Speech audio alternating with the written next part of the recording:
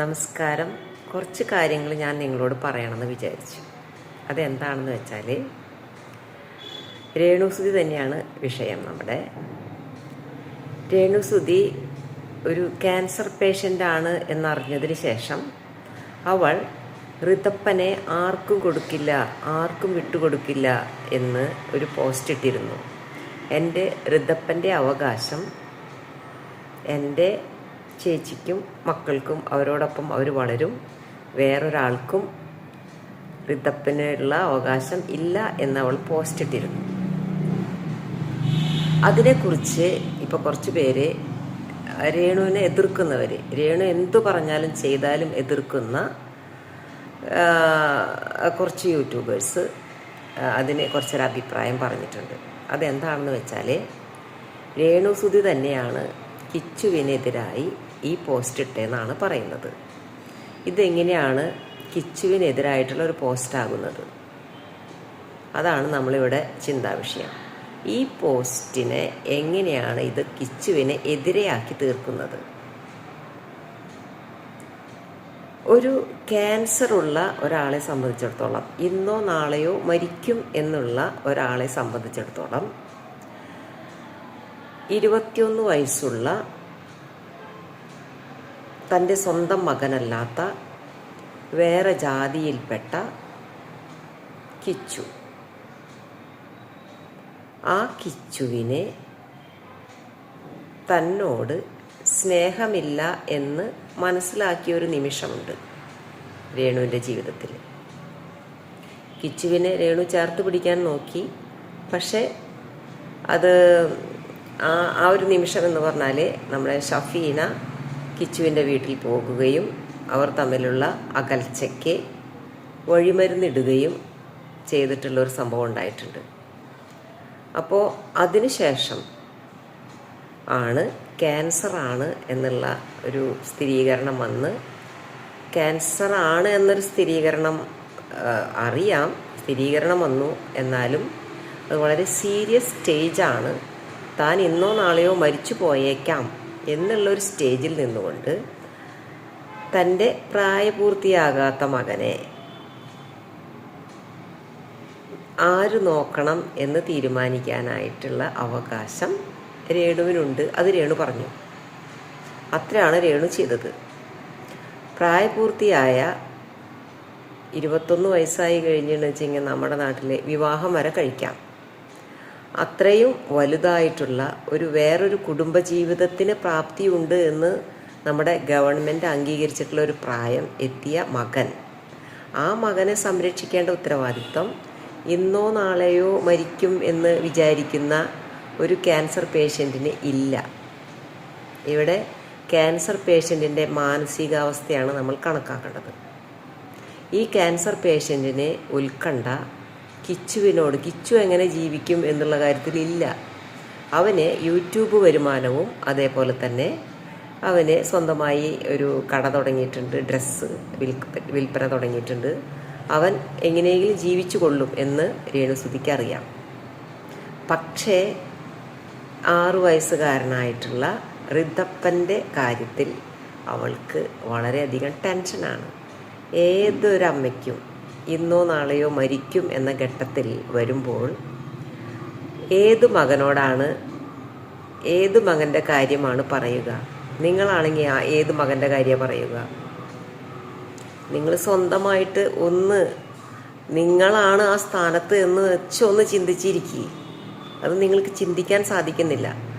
രേണുവിനെ കുറിച്ച് നെഗറ്റീവ് ഇടുന്നവർ ആ ഒരു കാര്യത്തെക്കുറിച്ച് ചിന്തിക്കാൻ അവർക്ക് തീരെ സാധിക്കുന്നില്ല. അവർ വെറുതെ ഒരു മുറിയിലുള്ളിലിരുന്ന് ഇതെന്താണ് ഇങ്ങനെ എന്ന് വിമർശിച്ചുകൊണ്ടിരിക്കുകയാണ്. ഇത് ഒരു ക്യാൻസർ പേഷ്യൻറ്റിൻ്റെ മനോനിലകൾ, അവരുടെ ചെറുതായിട്ടുള്ള കുട്ടിയോടുള്ള മനോനിലകൾ എങ്ങനെയായിരിക്കുമെന്ന് നിങ്ങൾക്ക് അറിവില്ലാണ്ടാണോ അഭിനയിക്കുകയാണോ എന്നെനിക്കറിയില്ല. നിങ്ങൾക്ക് അറിവില്ലാതെ ആണെങ്കിൽ അങ്ങനെയുള്ളവർക്ക് വായിക്കാൻ വേണ്ടിയിട്ടാണ് ഞാൻ ഒരാൾ ജീവിതത്തിലേക്ക് തിരിച്ച് നടന്ന വിധം എന്ന ഒരു ക്യാൻസർ പേഷ്യൻറ്റിൻ്റെ ഒരു ബുക്ക് ഞാൻ വായിച്ചിടുന്നത്. നിങ്ങൾക്ക് ഒരു ക്യാൻസർ പേഷ്യൻ്റ് എങ്ങനെയാണ് ജീവിക്കുന്നത്, എന്താണ് അവരുടെ മനോവ്യാപാരങ്ങൾ എന്ന് അറിയണമെങ്കിൽ ആ പുസ്തകം വായിച്ചതിന് ശേഷം മാത്രം കമൻറ്റ് ചെയ്യുക. അതിലെ ആ വ്യക്തിക്കും ഇതേപോലെ തന്നെ ചെറുപ്രായമാണ്, ഇത്രയും തന്നെ വയസ്സുള്ള ഒരു കുട്ടിയാണ്. അപ്പോൾ ആ കുട്ടിയെക്കുറിച്ചുള്ള ഉത്കണ്ഠകൾ ആ പുസ്തകത്തിൽ വ്യക്തമായി പറയുന്നുണ്ട്. ആ കുട്ടിയോട് അസുഖത്തെക്കുറിച്ച് പറയാനോ അസുഖം കാണിക്കാനോ, അതേപോലെ തന്നെ അതിൽ വേറെയും ചില വ്യക്തികളുടെ വീട്ടിൽ പറയാതെ ക്യാൻസർ ആണെന്ന് ഇതുപോലെ ഭാര്യയോടും മക്കളോടും പറയാതെ ജീവിക്കുന്ന വേറെ ആളുകളുടെ എക്സാമ്പിളുകളും ആ പുസ്തകത്തിൽ പറയുന്നുണ്ട്. അതുകൊണ്ട് ദയവ് ചെയ്ത് നിങ്ങൾക്ക് ക്യാൻസർ പേഷ്യൻറ്റിൻ്റെ ആ അതായത് ഇന്നോ നാളെയോ മരിക്കും എന്നുള്ള ആ ഇരിക്കുന്ന ഒരാളുടെ മനോനിലയെക്കുറിച്ച് അറിയാതെയാണ് പറയുന്നതെങ്കിൽ നിങ്ങളത് ആ പുസ്തകം വായിക്കുക, അതിനുശേഷം സംസാരിക്കുക.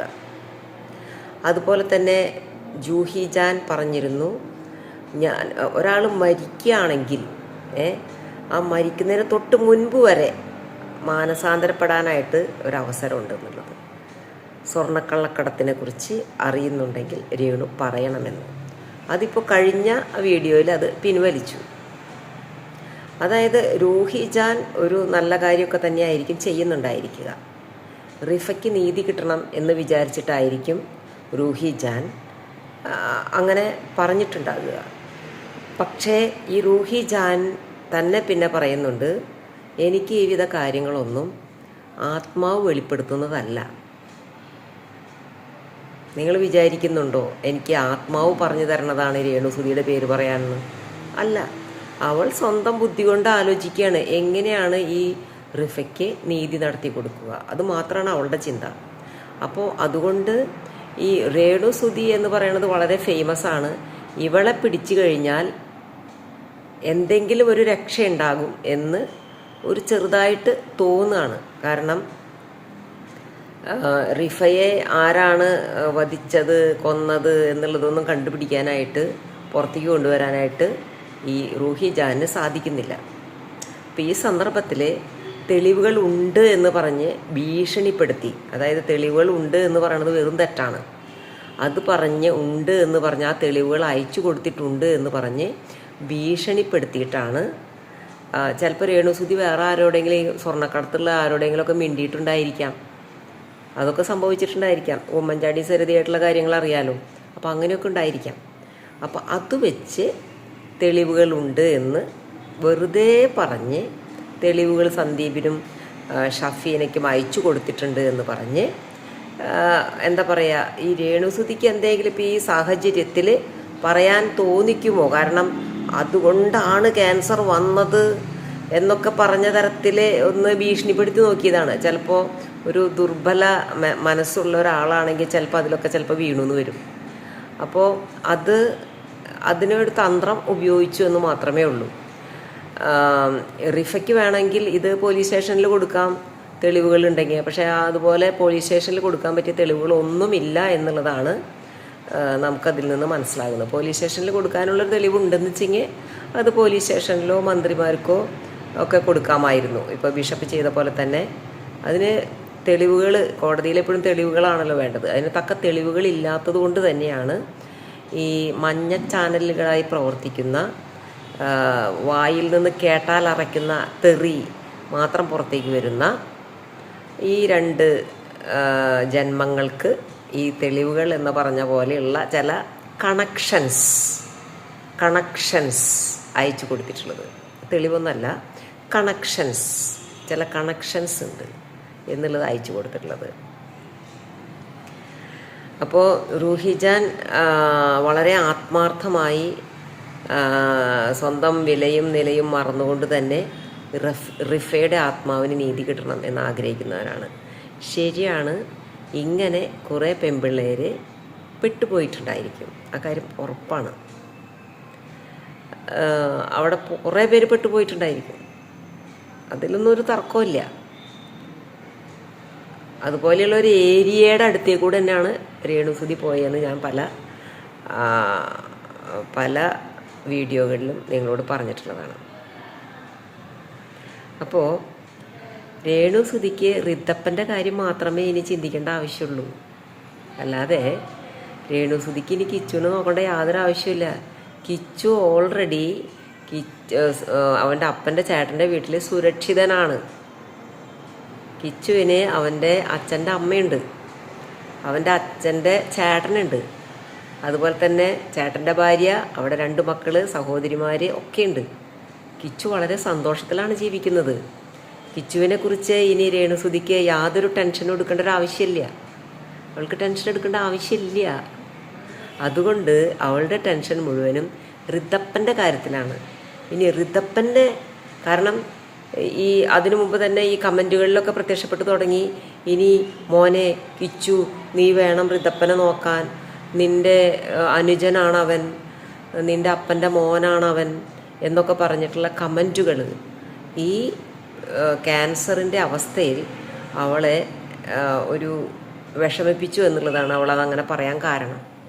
ഈ ക്യാൻസറിൻ്റെ അവസ്ഥയിൽ രേണുസുതി പെട്ടെന്ന് ഒന്ന് ഭയപ്പെട്ടു പോയി. അവളുടെ അവസ്ഥ അതാണ്. അപ്പം ഇനി ഋതപ്പനെ കിച്ചു കൊണ്ടുപോകുമോ എന്നവൾ ഭയന്നു. എനിക്ക് എന്തെങ്കിലും സംഭവിച്ചാൽ എന്തെങ്കിലും അവകാശങ്ങളോ അധികാരങ്ങളോ പറഞ്ഞ്, അതുപോലെ തന്നെ ഈ ചേച്ചീനെയും മക്കളിനെയും അവരൊന്നായിട്ട് ജീവിക്കുകയാണ്. ഇവിടെ ചേച്ചി മക്കളും ഋതപ്പനും സുഖമായി സന്തോഷമായിട്ട് ജീവിക്കുകയാണ്, അടിച്ചു പൊളിച്ച്. അവിടെ കിച്ചു അവിടെ സുഖമായിട്ട് അടിച്ചു പൊളിച്ച് ജീവിക്കുകയാണ്. അപ്പോൾ ഈ സന്തോഷത്തിൽ നിന്ന് എൻ്റെ മകനെ ഋതപ്പനെ വേർതിരിക്കുമോ എന്നൊരു സംശയം രേണുവിന് വന്നപ്പോൾ രേണു അത് സോഷ്യൽ മീഡിയയിൽ പറഞ്ഞു. സോഷ്യൽ മീഡിയയിൽ പറയാനുള്ള കാരണം ഇതാണ്. കുറച്ച് കമൻറ്റുകൾ ഞാനും വായിച്ചിരുന്നു. എന്താണ്, മോനെ, അതായത് രേണുസുതി ചത്ത പോലെയാണ്, രേണുസുതിനെ ആരും പരിഗണിക്കണില്ല, രേണുസുതി ഇപ്പം മരിക്കും എന്ന് വിചാരിച്ചിട്ട് വായയിൽ അരിയിടാൻ വേണ്ടി കാത്തിരിക്കുന്നവരാണ് കുറേ പേര്. അപ്പോൾ അവർ പറയുന്നത് യാതൊരു കണ്ണിൽ ചോരയില്ലാതെ അവർ പറയുന്നത് എന്താണെന്ന് വെച്ചാൽ നീ മരിച്ചുപോടി എന്നൊക്കെയാണ് പറയുന്നത്. മരിച്ചു കഴിഞ്ഞാൽ മോനെ കിച്ചു നീ ഋതപ്പനെ കൊണ്ട് പൊക്കോളോട്ടോ, നിന്നെ കാണുമ്പോൾ മാത്രമാണ് ഋതപ്പന് സന്തോഷമുള്ളൂ എന്നൊക്കെയാണ് പറയുന്നത്. അത് വലിയൊരു തെറ്റാണ്. അതിനുത്തരാണ് ക്ലിയറായിട്ട് രേണുസുതി സോഷ്യൽ മീഡിയയിലൂടെ പറഞ്ഞത്. അവൾ പറയുന്ന ഓരോ കാര്യവും ജെനുവിനായിട്ടുള്ള കാര്യമാണ്. പക്ഷേ അത് സോഷ്യൽ മീഡിയയിലെ ചില ആളുകൾക്ക് ഇങ്ങനെ, അതായത് വിധവകൾ ഇങ്ങനെ ചെയ്യാൻ പാടില്ല, ക്യാൻസർ രോഗി ഇങ്ങനെ ചെയ്യാൻ പാടില്ല, ക്യാൻസർ രോഗി സോഷ്യൽ മീഡിയയിൽ വരാൻ പാടില്ല, ക്യാൻസർ. അപ്പോൾ ഇങ്ങനെയുള്ളൊരു കാര്യം ഉണ്ടെങ്കിൽ ഞാൻ ഇന്നലെ ഇട്ട ആ പുസ്തക വായന നിങ്ങൾ മസ്റ്റായിട്ടും കാണണം. ഒരു ക്യാൻസർ രോഗി അവരുടെ മനസ്സിൻ്റെ സന്തോഷത്തിന് വേണ്ടി എന്താണ് ചെയ്യേണ്ടത്, ഫോൺ എങ്ങനെയാണ് ഉപയോഗിക്കേണ്ടത് എന്നൊക്കെ ആ പുസ്തകത്തിൽ വ്യക്തമായി പറഞ്ഞു തരുന്നുണ്ട്. ഒരു ചെറുപ്പക്കാരനായ ഡോക്ടർക്ക് ക്യാൻസർ വന്നപ്പോൾ ആ ഡോക്ടറുടെ മാനസിക നില കറക്റ്റായിട്ട് കാണിക്കുന്ന ഒരു പുസ്തകമാണ് ഞാൻ വായിച്ചിടുന്നത്. ഇതെന്തിനാണ് ഞാൻ ആ പുസ്തകം വായിച്ചിടുന്നത്? ക്യാൻസർ വരാത്തവർക്ക് ഇതിൻ്റെ സിറ്റുവേഷൻ എങ്ങനെയാണെന്നുള്ളത് അറിയില്ല. ആ പുസ്തകം വായിച്ചതിന് ശേഷം ഒരു ക്യാൻസർ പേഷ്യൻ്റ് എന്ത് മാനസിക നിലയിലൂടെയാണ് കടന്നു പോകുന്നതെന്ന് മനസ്സിലാക്കിക്കൊണ്ട് പിന്നെ നിങ്ങൾ രേണുവിനെ വിധിക്കാൻ വാ. അതാണ് എനിക്ക് നിങ്ങളോട് പറയാനുള്ളത്. നിങ്ങൾ ആ പുസ്തകം വായിക്കുക. ഒരു ക്യാൻസർ പേഷ്യൻ്റ് ഏത് മനോനിലയിലൂടെയാണ് കടന്നു പോകുന്നതെന്ന് അപ്പോൾ നിങ്ങൾക്ക് മനസ്സിലാകും. നിങ്ങൾ നിങ്ങളുടെ മുറിയുടെ നിങ്ങൾക്ക് ഇഷ്ടമുള്ളതൊക്കെ തിന്ന്, നിങ്ങൾക്ക് ഇഷ്ടമുള്ള ടൂറൊക്കെ പോയി, നിങ്ങൾ പൈസ ഉണ്ടാക്കാൻ വേണ്ടിയിട്ട്, നിങ്ങൾക്ക് പൈസ ഉണ്ടാക്കാൻ വേണ്ടി മാത്രം, വേറെ ഒന്നുമല്ല, ഇതിൻ്റെ ഉദ്ദേശം വേറെ ഒന്നുമില്ല, പൈസ ഉണ്ടാക്കാൻ വേണ്ടി മാത്രം ഒരു മുറിയുടെ ക്യാമറയുടെ മുന്നിലിരുന്ന് ഇങ്ങനെ ഈ പറഞ്ഞ കാര്യങ്ങൾ ശരിയാണോ എന്നൊന്ന് സ്വയം ചിന്തിക്കൂ. ഒരു വ്യക്തിക്ക് ആ വ്യക്തിയുടെ മകനെ ആരെ ഏൽപ്പിക്കണം എന്ന് പറയാനായിട്ടുള്ള സ്വാതന്ത്ര്യം ഇല്ല എന്നാണല്ലോ പറയുന്നത്. ഒരു വ്യക്തിക്ക് ആ വ്യക്തിയുടെ സ്വന്തം മകനെ ആ വ്യക്തി മരിച്ചാൽ ആര് നോക്കണം എന്നുള്ള കാര്യത്തിലാണ് പറഞ്ഞിരിക്കുന്നത്. അത് പറയാനുള്ള സ്വാതന്ത്ര്യമില്ല. അത് കിച്ചുവിനെ എതിരെയാണ് പറഞ്ഞത് എന്നാണ് സ്ഥാപിച്ചു കൊണ്ടുവരുന്നത്. രേണുസുതി കിച്ചുവിന് എതിരെയായിട്ടല്ല പറഞ്ഞത്. അത് അങ്ങനെ ആ കണ്ണിലൂടെ നോക്കുന്നവർക്കാണ് അങ്ങനെ തോന്നുക. രേണുസുതി സ്വന്തം മകനെക്കുറിച്ചാണ് പറഞ്ഞത്. അത് പറയാനായിട്ട് തക്കതായിട്ടുള്ള കാരണങ്ങളുണ്ട്. അപ്പോൾ അതുകൊണ്ട് എന്നെ കേൾക്കുന്ന രേണുസുതിയെ സ്നേഹിക്കുന്ന കുറേ പേർക്ക് കൺഫ്യൂഷൻ ഉണ്ടാവാതിരിക്കാൻ വേണ്ടിയിട്ടാണ് ഈ കാര്യം ഞാൻ പറയുന്നത്. നിങ്ങളൊരു ക്യാൻസർ പേഷ്യൻറ്റിനെ വിമർശിക്കുന്നതിന് മുൻപ് ഞാൻ വായിച്ചിടുന്ന ജീവിതത്തിലേക്ക് തിരിച്ചു നടന്ന വഴികൾ എന്ന ആ പുസ്തകം നിങ്ങൾ മുഴുവൻ കേൾക്കുക. Okay, thank you.